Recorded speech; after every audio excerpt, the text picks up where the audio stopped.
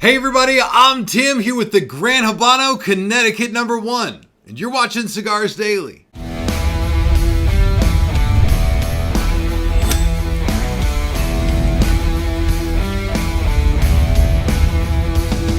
Hey, get more out of this video when you watch it on Rumble or join the community on Cigars Daily Plus, because there you can leave ratings for cigars right next to mine under each review video.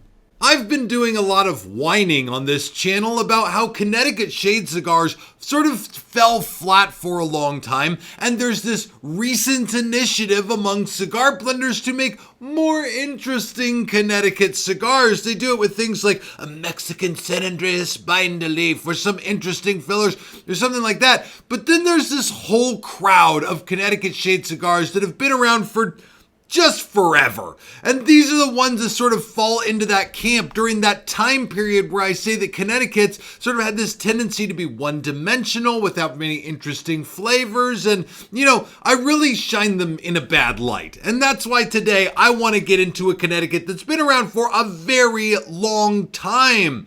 You see, last week I caught up with George Rico at TPE in Las Vegas, put him in the video. He's a good friend of mine in the industry, but his family's brand has been around for ever. I mean, they just have been around for a very long time, so much so that they have both long-standing legacy brand heritage cigars in their catalog and newer boutique-y stuff.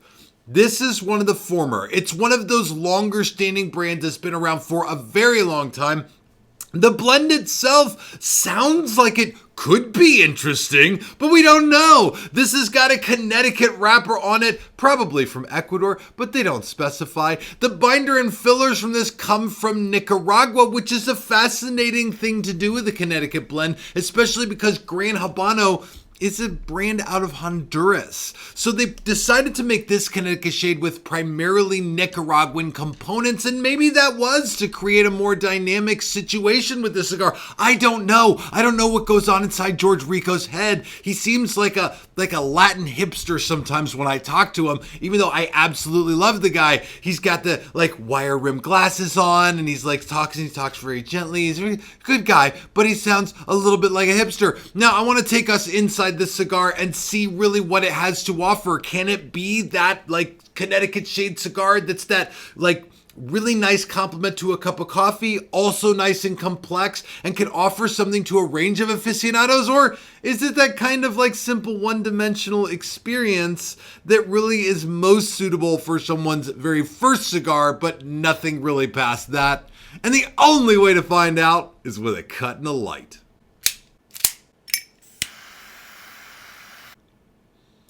Well, I'll tell you one thing.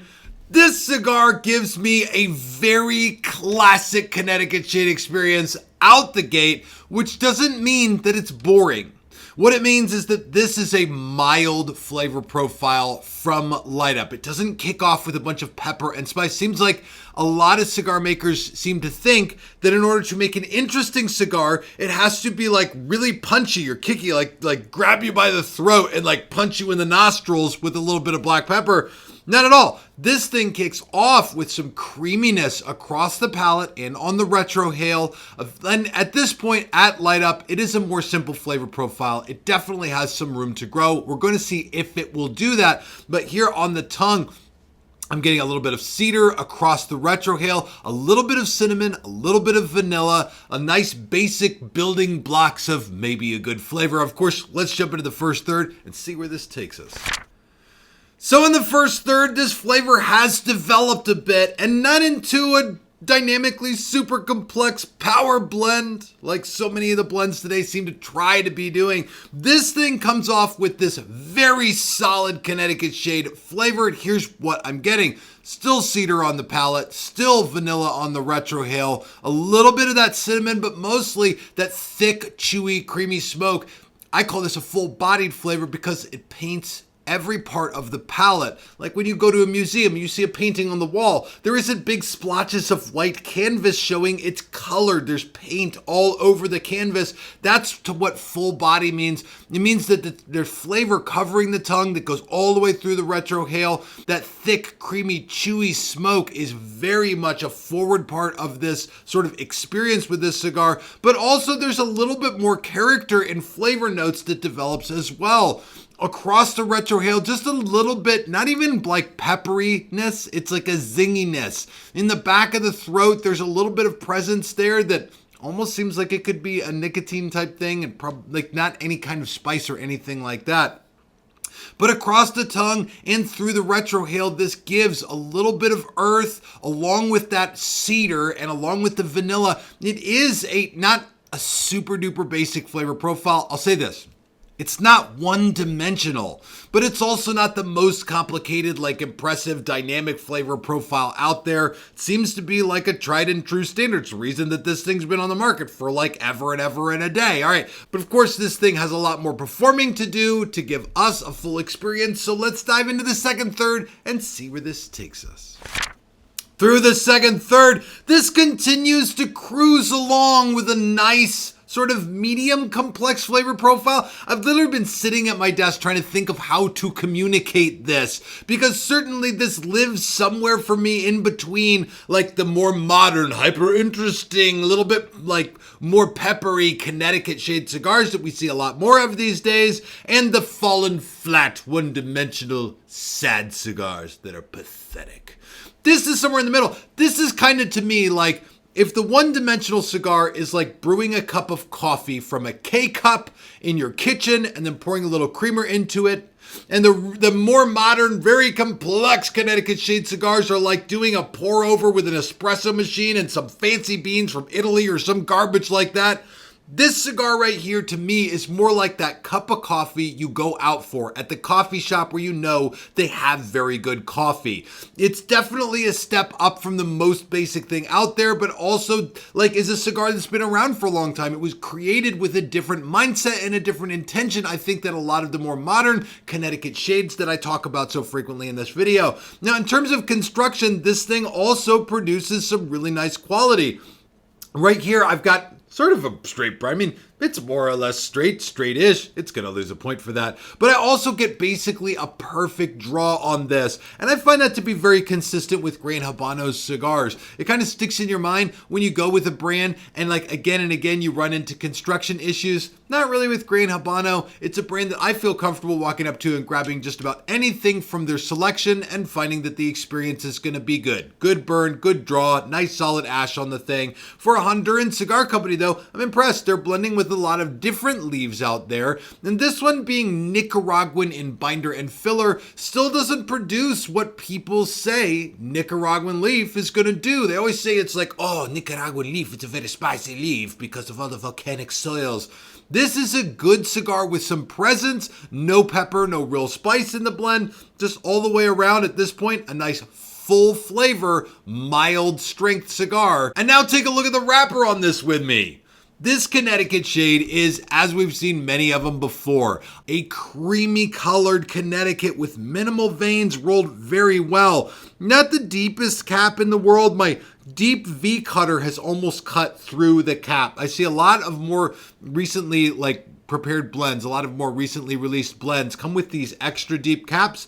And I think cigar makers are trying to accommodate for people, A, for the cutters, like a deep V cutter that just cuts a lot deeper, and B, for people that just cut way too much off the top. If you make the cap a little bit deeper, it sort of solves that problem for people, but this doesn't have that super duper deep cap, but all through and through for a Connecticut Shade, the leaf on these are very consistently colored. There's not a lot of splotchiness. There's not a lot of they don't get banged up or bruised very much. They're pretty smooth looking cigar. And as I say, sort of that color of coffee with cream in it. The banding on this is Gran Habano's classic. I don't know if they've ever done a rebrand. I don't even know if maybe they should, but it's got a green band on it. And I always whine about green bands. And you know what? George Rico with his new stuff definitely puts a huge leg forward toward presentation. That's it's almost like all the new stuff, like the blue and green and the black dahlia, all these cigars have this very specific look and feel that comes into the modern world, while the old Gran Habano stuff has this classic look and feel that feels, well, like it's been around for a long time. All right, we got to dive now into the final third, of course, to see where this takes us and what kind of score it gets. Even now, as I come into the final third here, look at this ash. It's something that aficionados love to behold. Oh, look, it's a very nice long ash. All around, though, the quality of this cigar shows up in the consistency here of the final third. A vibrant, well-held together flavor profile still persists. Even at this point, there's no bitterness coming through this. It's not extra hot. I'm not getting extra heat on the tongue. There's still that same second, third, well-developed flavor profile experience coming into the very end of this cigar. That is a high value for quality because ultimately it means that the cigar is better constructed, maybe uses even a better, higher quality of leaf or better, more fermented, better aged leaf. But one way or another, nobody wants a cigar where that flavor falls apart or gets really nasty in the final third, and for sure this one doesn't. Now, I'll say this. All around for Gran Habano's Connecticut No. 1, it's not the most dynamic Connecticut shade out there. I also don't think it's like a one-dimensional, one shot, one hit wonder type cigar. It's a solid, smooth, creamy Connecticut shade cigar that I think for somebody who's looking for a coffee pairing cigar or something that hits right at the right time of day, this is going to provide some value. My final smoking time on this was just over an hour, at about an hour and 3 minutes, and my score came out to an 85.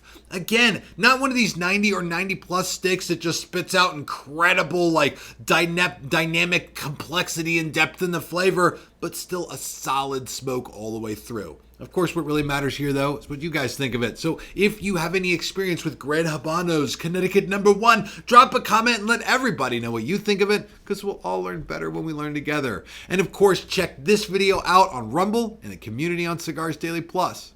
Thank you all so much for watching. This is Tim, signing off for Cigars Daily, and I will see you in the comments.